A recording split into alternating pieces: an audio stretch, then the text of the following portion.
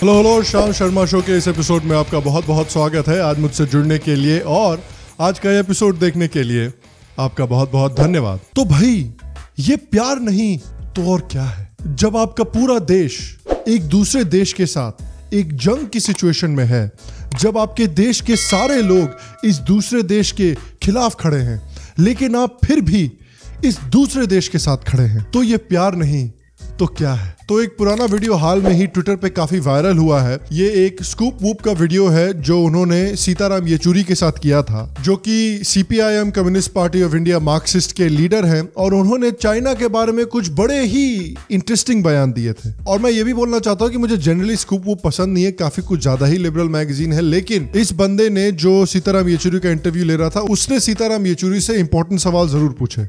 अब चाइना कितनी बार गए हो? एक अफिनिटी तो होगी ना चाइना के प्रति आपकी? बिल्कुल, बिल्कुल। या किसी भी कम्युनिस्ट की? बिल्कुल, दुनिया में सब कम्युनिस्टों के साथ एफिनिटी होती है। ये थोड़ा इम्प्रैक्टिकल नहीं है आज की जियोपॉलिटिक्स में? क्या अक्रॉस बॉर्डर लाइन एक ऐसी अफिनिटी रखना? क्यों? इनफैक्ट अच्छी बात है, ये होना भी चाहिए। तो लगता है वो ट्रूली एक कम्युनिस्ट देश है या नहीं? You see their faults? They are adapting today's conditions to their society and they are doing it very successfully. I love you. China पर human rights violations, comrade, organ harvesting कर रहे हैं वो मुस्लिम्स की, ये रिपोर्ट्स आई हैं। नहीं, ये रिपोर्ट बतानी चाहिए। उनसे पूछो तो बोलते हैं बकवास है ये सब। लेकिन कभी भी कहीं भी एक दोस्त की जरूरत पड़े तो याद रखिएगा कि शरद पवार एक ऐसा शख्स है जो आपके लिए अपनी जान भी दे देगा। बट जो वो हांगकांग में कर रहे हैं, या फ्रीडम ऑफ स्पीच की कमी तो है ना उस देश में? आप अभी वहां पे जी को जाके क्रिटिसाइज तो नहीं कर सकते ना? एक स्टैंड अप कॉमिक जी पे जोक्स नहीं मार सकता ना? यहाँ पे मार सकते हो, यहाँ पे मार सकते हो। ये मेरे और अंबानी जी के बीच में है। मोदी जी क्या कर रहे हैं? और मोदी जी को इससे कोई प्रॉब्लम नहीं है, मैं बता रहा हूँ। उन्होंने बोला है criticism is backbone of democracy. खाली मेरे को डायरेक्टली मत बताओ। इसलिए मोदी जी किधर इंटरनेशनल क्रिकेट मैच देखने कभी चले गए ना, मेरी वहीं फट लेगी। तो पता नहीं ना, मतलब इंडिया किधर ट्रिकी पोजीशन में आ गया तो भक्त उन्हें ना भेज दे बैटिंग पे। अरे चचा, यहाँ पर भैया कॉमेडियंस ने तो पूरा का पूरा करियर बना रखा है सिर्फ मोदी जी को गरिया गरिया के। ये गब्बर और सांभा की फोटो देखिए, दोनों ने तो मोदी जी की टी शर्ट पहन रखी है। एक आदमी को जब एक औरत से प्यार होता है तो वो उस औरत के बारे में उतनी बात नहीं करता जितना ये बंदा मोदी जी के बारे में बात करता है। और आप कहते हो कि यहाँ मोदी जी को क्रिटिसाइज नहीं कर सकते? यार कमाल करते हो। I love you. I love you very very much, नैना। मैं आंखें बंद करता हूं तो तुम्हें देखता, आंखें खोलता हूं तो तुम्हें देखना चाहता। तुम पास नहीं होती तो तुम्हें चारों तरफ महसूस करता हूं हर पल। यही तो असली प्यार है यार। क्या लगता है आपको कि रोमियो और जूलियट के बीच में प्यार था? क्या लगता है आपको कि हीर और रांझा के बीच में प्यार था? जी नहीं, ये है असली प्यार। पूरी की पूरी दुनिया चाइना के खिलाफ खड़ी हो सकती है, लेकिन कम्युनिस्ट देखिए अभी भी किस तरह से चाइना के साथ खड़े हैं। भाई प्यार करो तो ऐसे करो, वरना मत करो। आप प्यार देखिए यार, जब एनआरसी में इंडियन गवर्नमेंट जो है वो सोच रही थी इस बारे में कि कुछ लोगों को डिटेंशन कैंप्स में डाला जाएगा, तुरंत कम्युनिस्ट पार्टी ने उसको फैशिज्म बोलना शुरू कर दिया। लेकिन चाइना जब मुसलमानों को कॉन्सेंट्रेशन कैंप्स में डाल रही है तो नहीं, ये रिपोर्ट बतानी चाहिए। उनसे पूछो तो बोलते हैं बकवास है ये सब। ये 24 घंटे चिल्लाते रहते हैं कि इंडिया फ्री स्पीच को दबाती है, इंडिया प्रेस फ्रीडम को दबाती है, लेकिन चाइना वही काम करे तो उनसे पूछो तो बोलते हैं बकवास है ये सब। ये 24 घंटे बोलते रहते हैं कि इंडिया जो है माइनॉरिटीज को मार रही है, इंडिया जो है वो माइनॉरिटीज को बहुत परेशान कर रही है, बहुत ओप्रेस कर रही है। लेकिन लोग उइघुर्स के बारे में सवाल उठाए, लेकिन लोग टिबेटन्स के बारे में सवाल उठाए, लेकिन लोग हांगकांग के बारे में सवाल उठाए तो उनसे पूछो तो बोलते हैं बकवास है ये सब। देखिए भैया, कम्युनिस्टों के बारे में ना यार एक चीज सबसे सच है, ये अपने बाप के भी अपने नहीं होते। इनके लिए सिर्फ और सिर्फ आइडियोलॉजी मैटर करती है। और बड़ी इंटरेस्टिंग चीज एक ये है कि पता नहीं क्यों लिबरल्स को कम्युनिस्ट और कम्युनिज्म बड़े पसंद है। कम्युनिस्ट होना लिबरल सर्कल्स में बड़ा कूल माना जाता है इंडिया में। यहां तक कि कई लिबरल्स ने तो खुल्लम खुल्ला कम्युनिज्म को सपोर्ट किया है और कई लिबरल्स ने तो खुल्लम खुल्ला कम्युनिस्ट कैंडिडेट्स के लिए कैंपेनिंग की है। और हम सब एक ना एक ऐसे बंदे को तो जानते ही है जो 24 घंटे ची गुवारा की टी शर्ट पहन के घूमता रहता था, और उससे अगर आप पूछो कि भैया तुमको पता है ची गुवारा ने किया क्या है, तो फिर उसकी याददाश्त चली जाती थी। What happened? Where am I? Who are you? Who the hell am I? लेकिन सच्चाई ये है कि कम्युनिस्ट और कम्युनिज्म जो है वो इतना कूल नहीं है जितना लिबरल उसको दिखाने की कोशिश करते हैं। जिस दिन इंडिया और चाइना के बीच में गालवान में क्लैश हुआ था, उस दिन कम्युनिस्ट जो है वो सड़कों पे उतर के इंडियन गवर्नमेंट के खिलाफ प्रोटेस्ट कर रहे थे। तो ये प्यार नहीं तो क्या है? इंडिया और चाइना के बीच में जो गालवान में क्लैश हुआ था, उसके बाद सीपीआईएम ने एक स्टेटमेंट रिलीज किया था जहां पर उन्होंने इसको अनफॉर्चुनेट इंसिडेंट बोला था और चाइना का नाम तक नहीं लिया था। ये प्यार नहीं तो क्या है? और लोग कहते हैं कि कम्युनिज्म बड़ी अच्छी है क्योंकि कम्युनिज्म एक एथीस्ट आइडियोलॉजी है। देखो भैया, कम्युनिज्म बिल्कुल ही एक इस्लाम और क्रिश्चियनिटी जैसी आइडियोलॉजी है। कम्युनिज्म और इस्लाम और क्रिश्चियनिटी में कुछ खास डिफरेंस नहीं है। सिर्फ डिफरेंस इतना है कि कम्युनिज्म में भगवान की जगह गवर्नमेंट को डाल दिया गया है। तो जिस तरह इस्लाम और क्रिश्चियनिटी में आपको भगवान की हर एक बात माननी होती है, उसी तरह से कम्युनिज्म में आपको गवर्नमेंट की हर एक बात माननी होती है। जिस तरह से इस्लाम और क्रिश्चियनिटी में अगर आप भगवान की बात नहीं मानेंगे तो आपको पनिशमेंट मिलेगा, उसी तरह से कम्युनिज्म में अगर आप गवर्नमेंट की बात नहीं मानेंगे तो आपको बहुत बुरा पनिशमेंट मिलेगा। और उसके ऊपर से लिबरल्स कहते हैं ना कि भाई इंडिया में प्रोटेस्टिंग की फ्रीडम नहीं है, प्रोटेस्ट करना बड़ा मुश्किल है। एक तो मुझे यह बात समझ में नहीं आती कि प्रोटेस्ट करना बड़ा मुश्किल कैसे है। इंडिया में हर रोज या 10 तरह के प्रोटेस्ट होते रहते हैं। मैंने बोला था ना पहले भी कि क्रिकेट और बॉलीवुड को छोड़ के तीसरा सबसे बड़ा पास टाइम जो है इंडियंस का, वो है प्रोटेस्ट करना। कसम से प्रोटेस्ट करना तो यार इस समय पर करियर बन चुका है कुछ लोगों का। 1978 मेरा जन्म 5:15 पे हुआ और 5:16 पर अब्बा ने कहा मेरा बेटा protester.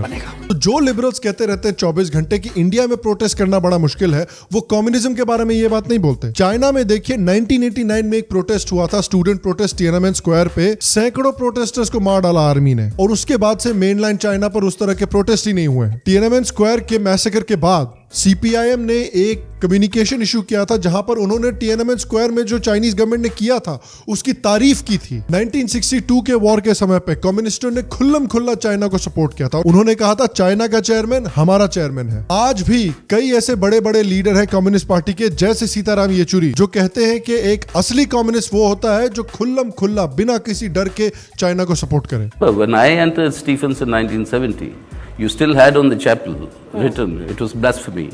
Then for Stephens, you had on the chapel written, Chairman Mao is our chairman. And those were the great Maoists of that time, and some of them are, I mean, eminent academicians today. 1962 के war के समय पे कम्युनिस्टों ने बाकी कम्युनिस्टों पर पाबंदी लगाई थी कि कोई भी कम्युनिस्ट इंडियन आर्मी को ब्लड नहीं डोनेट करेगा। ऐसे तो बेशरम लोग हैं यार, कसम से। जब भी इनसे पूछा जाता है कि भाई जरा चाइना के बारे में भी बात कर लीजिए, तो इनका एक ही जवाब है, मेरी एक टांग नकली है, मैं हॉकी का बहुत बड़ा खिलाड़ी था। एक दिन उदय भाई को मेरी किसी बात पर गुस्सा आ गया तो मेरी हॉकी स्टिक से मेरी टांग के 4 टुकड़े कर दिए, लेकिन दिल के बहुत अच्छे हैं, फौरन हॉस्पिटल लेके गए, ऑपरेशन करवाया, नई टांग लगवा दी, ये स्टिक दी। जब पोखरान के समय पर इंडिया एक न्यूक्लियर पावर बन रहा था, उस समय भी कम्युनिस्टों ने इंडिया को अपोज किया था, इंडिया का साथ नहीं दिया था। ये वही कम्युनिस्ट हैं कि जब नॉर्थ कोरिया न्यूक्लियर टेस्ट कर रहा था तब उन्होंने नॉर्थ कोरिया को सपोर्ट किया था। उसके ऊपर से ये कम्युनिस्ट 24 घंटे चिल्लाते रहते हैं ना कि हम दलितों की बड़ी चिंता करते हैं, हम बड़े प्रो दलित हैं। तो आप में से पता नहीं कितने लोगों को पता है, जब बंगाल के मरे झपी में कम्युनिस्टों ने 5000 से करीब 10,000 के बीच में मेनली बंगाली दलितों का खून कर दिया था कम्युनिस्ट पार्टी के ऑर्डर्स पर। कम्युनिस्ट पार्टी ऑफ इंडिया जो थी वो ऑफिशियली क्विट इंडिया मूवमेंट के खिलाफ खड़ी थी, क्योंकि उनको रशिया से डायरेक्ट ऑर्डर आया था। तो उनको रशिया से ऑर्डर आया, इसलिए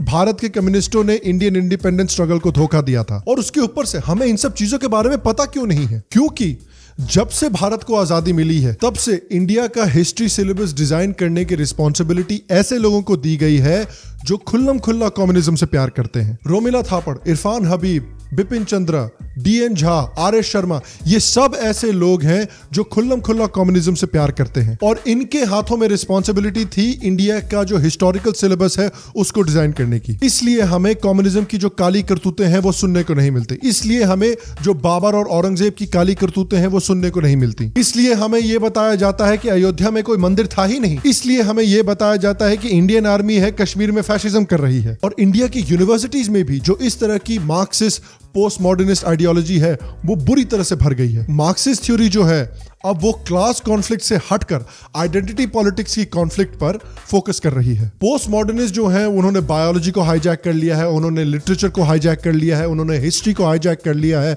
उन्होंने सोशल साइंसेस को हाईजैक कर लिया है। और स्टूडेंट्स को यह बताया जा रहा है कि सच जैसी कोई चीज ही नहीं होती है, कि साइंस और फैक्ट्स जैसी जो चीजें हैं ये ब्राह्मणिकल पेट्रियार्की ने क्रिएट की हैं, कि ब्राह्मण जो है वो पूरी कंट्री को कंट्रोल कंट्रोल करते हैं कि इंडिया जो है एक ब्राह्मणिकल पेट्रियार्कल सोसाइटी है और हमें ब्राह्मणों को, ब्राह्मणिज्म को और ब्राह्मणिकल पेट्रियार्की को डिस्ट्रॉय करने की जरूरत है अगर हमें इंडिया का सेक्युलरिज्म बचाना है तो। और इसीलिए हम देख रहे हैं कि यूनिवर्सिटीज में इस तरह के फालतू प्रोटेस्ट होते रहते हैं इंडिया में, और इसीलिए हम देख रहे हैं कि जो यूनिवर्सिटी एजुकेटेड लोग निकल कर आते हैं उनके दिमाग में इस तरह का कचरा भरा रहता है। और पिछले 6 साल से बीजेपी गवर्नमेंट पावर में है और उन्होंने इस करिकुलम को बदलने का कोई भी कोशिश नहीं किया, लेकिन फाइनली उन्होंने अनाउंसमेंट की है कि वो जो है वो हिस्ट्री की जो सिलेबस है उसको बदलने की कोशिश करेंगे, ओवरहॉल करने की कोशिश करेंगे।